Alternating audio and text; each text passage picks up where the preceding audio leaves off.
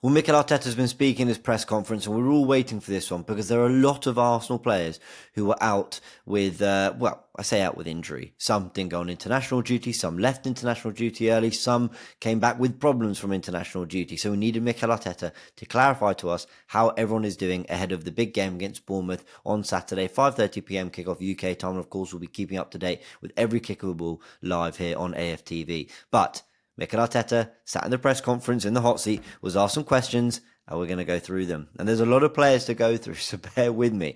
But I will say, as a just quick headline before we go into it all, it's all looking pretty positive. That's the good thing. As far as what he said on Bukayo Saka and his availability, he said it's not a serious injury, it's evolving really well. It's not a serious injury, that's good. He's evolving really well. He's done a few things in the last 2 days. He wasn't fit enough to play the national team in the second game, but we are hopeful. So he's done some bits of training. We know that he went back early this week. I think even by Monday he was back with the Arsenal medical team, which was good to see. It's not a serious injury. I think there's a very good chance he's available to play this game against Bournemouth.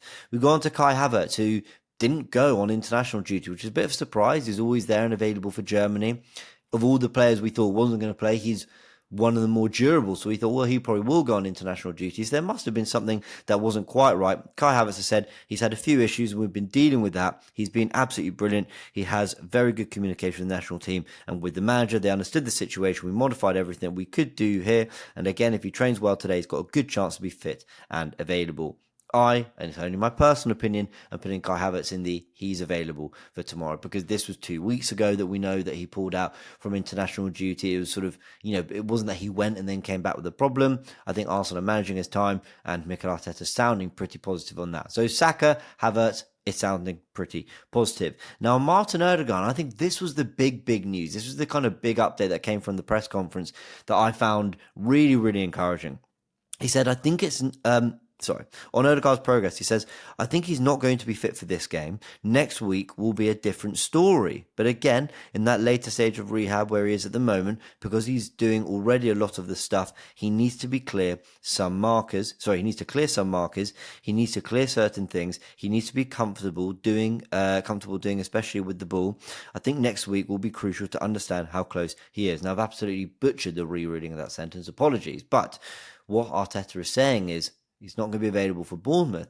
But from next week, there's going to be a lot of kind of key moments that are going to tell us a lot about how far away he is from being fit for Arsenal. This is in real contrast to what we heard, that he probably wasn't even going to be back till December. That was a rumour that did the rounds on social media. We covered it here on AFTV. And I did say in that video, people, this is just one source. We haven't heard this from elsewhere.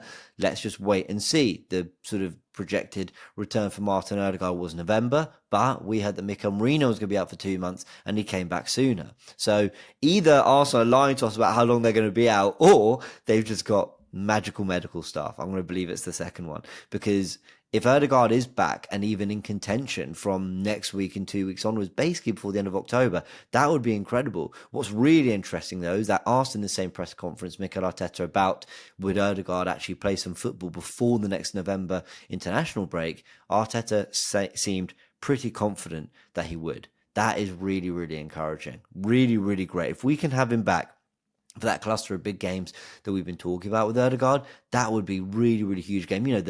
The Chelsea away, Inter Milan away, Newcastle away, if we can have him available even for one or two of those, it'll be a massive boost. This is our captain, people, and you want him playing and on the pitch. Now, he's asked about White, Timber and Zinchenko as well. He says they are quite close, the three of them. Again, today we're going to have to try and push and see how it is, because obviously we are getting stronger with the numbers, especially on our right side, but hopefully we have some positive news today and we have some players back for tomorrow. Brilliant. They're all quite close. I think one or two of them will be available, maybe all three, but it's good to see that they're pushing, potentially available to be back. And it's going to be quite important that one of White or Timber is available. Why? Because Mikel Arteta did confirm the news that, again, we did cover, which is that Tomiyasu has potentially a setback. Now, if I can find the exact quote, I can't find it quite here, but essentially what Mikel Arteta said, because I watched the press conference, was him saying, look, there's been sort of another problem. and they hope it's nothing too serious or nothing too long. So it has confirmed our worst fears that Tomiyasu has got another injury. It is frustrating for us Arsenal fans. We know that. I'm not going to go into that. I did do a live stream with Robbie the other day. Go watch that if you want my kind of full thoughts on the Tomiyasu thing. But we're going to need one of White or Timber available because Tomiyasu just cannot prove his fitness. And we're at a point where someone made this point on Twitter. I thought it was a really good way to put it. I'm getting to the point with Tomiyasu's injuries where I kind of no longer consider him an option, which is sad because I've been sort of saying how much I rate him on Forever Arsenal and all these other sort of, podcasts and piece of content we've been doing. We say how much I rate Tomiyasu and that he offers things that even with our stacked defensive options, we don't have without him. I think Tomiyasu does bring some unique qualities. But he's been so injury prone that at this point, if he's available, I see it as a bonus. And, brilliant, we've got Tomiyasu, and he's fantastic. I'm not kind of considering him as a regular option in this team because he's just had that many injuries, which is a shame. I don't want to talk about him in this way, but it's just the reality of how infrequently he's been available. Hopefully he gets back soon because he is a player that can make a big difference. Who else? Thomas Partey. Asked if he was fit. The shortest answer of the lot. Arteta said, yes, Thomas is fit. Fine. And we knew that it was more an illness, I think, that kept him out of international duty. So that's good news. And the only other player to talk about, I think, was Gabriel Martinelli. So Martinelli, he said he flew back yesterday, did do some running and some work. But again, they're just going to have to take their time with it and see how he's doing. So that's pretty much everything on the injury front. Quite a lot there. Should we try and sum it up? Let's go through positions. White, Timber could be back. Tomiyasu has suffered some sort of setback, or there is another injury that he's having to work through now. Zinchenko is close as well, along with White and Timber. Thomas Partey is fit. Ødegaard could be back for the international break. Next week's going to be crucial. Bukayo Saka has been doing some work. Let's see if he's okay for tomorrow. Martinelli is pretty much the same. And Kai Havertz, again, should be in contention for tomorrow. That's 9 players we've had to talk about there. Oh, wow. Yeah. It's fun. I don't want to call it an injury crisis because I think most of these players will be fit and available. But that's quite a lot of players that Arsenal are sort of trying to manage right now. And you can see that Arsenal being very clever with the pictures they put out there yesterday when the training pictures were doing the rounds, and everyone's worrying because none of these players were pictured. But then Arteta's confirmed that quite a few of them have been pushing or doing some work in some capacity. So, yeah, let's wait and see. The likes of, Declan Rice, Mikel Merino, Raheem Sterling, they're all fine. Gabby Jesus too, which is good. Look, I've been saying for a long time, I know a lot of people disagree with me, and I know this, but I think we've got a very good squad.